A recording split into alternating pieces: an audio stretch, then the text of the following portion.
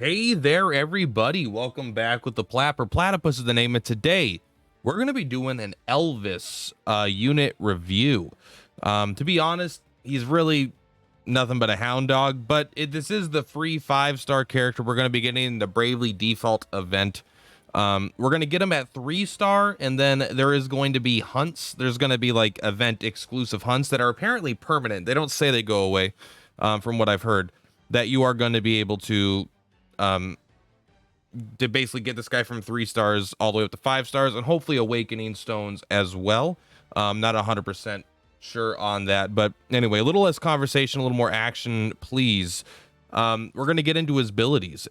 So default deals, actually I like the passives first. You're right. First passive, when using attack, restore SP equal to 1% of damage dealt. Now there are worse passives than this, absolutely. So this is like fine. This is going to give him a lot of staying power, because even no matter how late into the fight you are, turn 40, if you for some reason you don't want to switch him to the back row, because keep in mind you get 10% of your max every turn in the back row. But if you do, I don't know, let's just say he had 500, you get 50 a turn in the back row, where in order to get, you need to do 500 damage to do, if you got 500 damage, it'd only be 5. So you'd have to do what, 5,000 damage a turn to get the same amount as the back row. I mean, it's very doable, I think. It's like, again, it's like, okay, I really wish it was anything besides attack, or it was just normal SP restoration, but on attack isn't terrible. So this guy kind of just does a little bit of everything, honestly. But he also has self lightning damage 25% up. That's pretty cool. I think this might be like the quintessential master, jack of all trades, master of none kind of archetype character. Like if we look at some of these skills here, right? Lightning on single target, which is, bad, but whatever. 2 times tome on a single target, so they got lightning tome, and then they got analyze, and then they have a high chance to inflict poison, and then they have a single ally heal, then they got to inflict a lightning down, defense down, and then they've got analyze all, and then they have a lightning AoE, and then they have just a replacement to their first ability, a nuke. So it's like every one of their abilities is doing something different, right? Like they get like 2 upgrades over the course of their, right? Instead of analyze, they get analyze all. Instead of whatever it's going to be, lightning with the 170 potency, it is going to be the 260 potency. So this is probably his best ability. There's not a whole lot to talk about in terms of, I think he might take Millard's spot as the new worst 5-star, but he might not. And we're all getting him for free, which is pretty cool. So the saving grace here for me is, I mean, he does have a 2 times tome attack, which is like, that's like, okay. But really what I think this guy is going to be good at is his final ability here, right? 1 times lightning single target at 260 power. So this is equal. I mean, stat wise, I actually want to look at a debt here. His magic is 374, and where's a debt? Magic has got 409. So his magic is about 30 points short of a debt's. But to compare, a debt's super attacks, right, are also the 260 power. So he is getting one of those. He's getting the lightning version of her ability. So this is pretty good. This ability in the current game, at least on a debt versus someone weak against it, she's hitting for like 30 to 40k, like on a, when you get your buffs going and whatnot.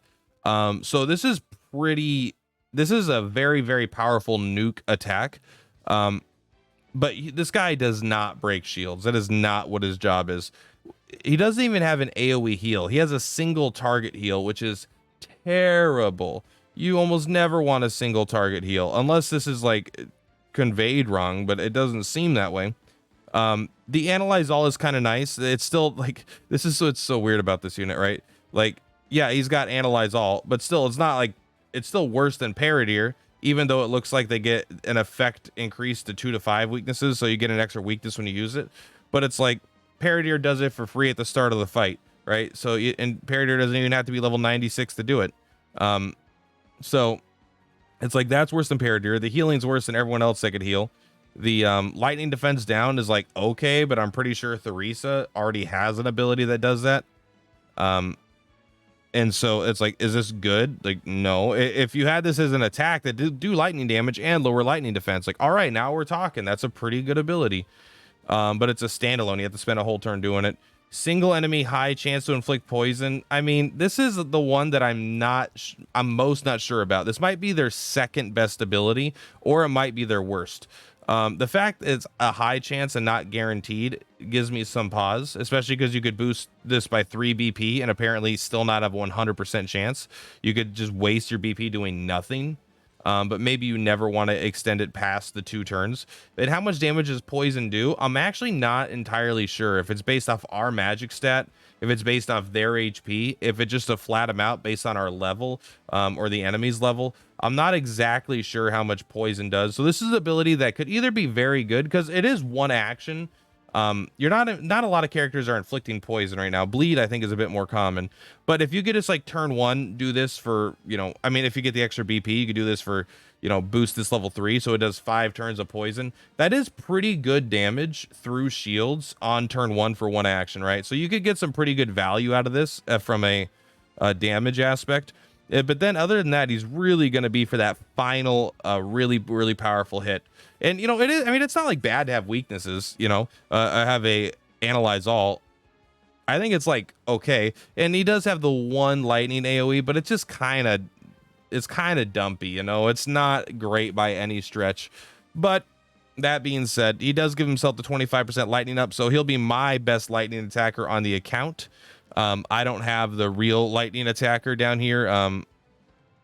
Where's she at? Therese. It's not Tressa. It's Therese, right? She has and she just has more lightning, but she doesn't have as powerful as a nuke as he has. But she does get the 30% lightning damage, and she gives herself magic up, which is better or worse. It depends on the length of the fight, I suppose.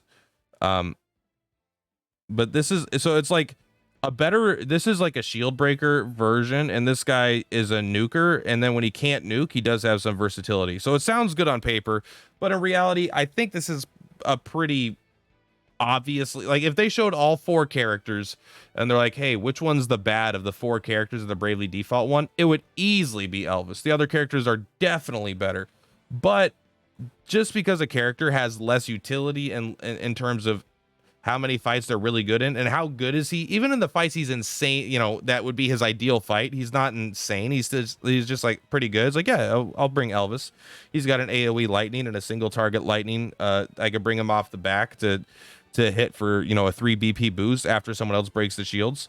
But now I'm just kind of rambling at this point, but he's a bit of the devil in disguise, honestly, if you got to ask me. But at least it looks like he's wearing some blue suede shoes, so that's okay. I do think that this will be a boon to pretty much everyone's account. I'll be happy to have him, but he's probably not going to make my main wandering around squad where I'm just where I just approach new content where I don't know what I'm fighting. This guy is not going to be making it.